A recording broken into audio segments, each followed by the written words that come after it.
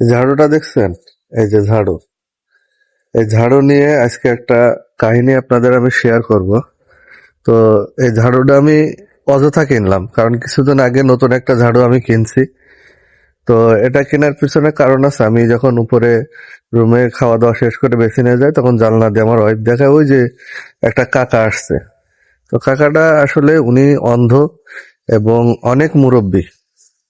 তো আমি যে কোনো কারণে কাকার ভিডিওটা নেইনি। আমি চাই না কখনো যে মানুষগুলোকে ভিডিও করে আমি সামনে নিয়ে আসি। তো এই কাকার স্পেশাল রিজন হলো উনি চোখে দেখে না, প্লাস ওনার যে ওয়াইফ ছিল ওনারা অনেক মুরব্বী। তো কখনো ভিক্ষা চেয়ে খায় না। ওনারা ঝাড়ু বিক্রি করে। এই যে আমি ঝাড়ুটা নিলাম, এই ঝাড়ুগুলো বিক্রি করে। উনি আজকে ওনার নাতির সাথে আসছে। নাতিরও নাকি বাপ মারা গেছে, তো নাতিরা 7-এ পড়ে।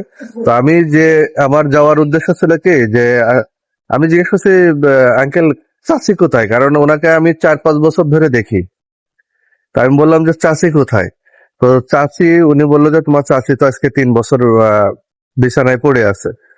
তো আমি আসলে ওনার থেকে দাম দর করি নাই। এই ঝাড়ুটা উনি চাইলো আমার 80 টাকা, আমি ওনাকে 200 টাকা দিলাম। তো আমি এমনি ওনাকে টাকা দিতাম, তো উনি কখনো টাকা এমনিতে নেয় না।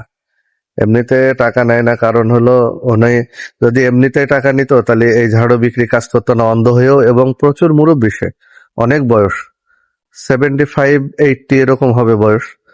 তো আমি জানি যে উনি হলো আমার থেকে এমনি এমনি টাকা নেবে না।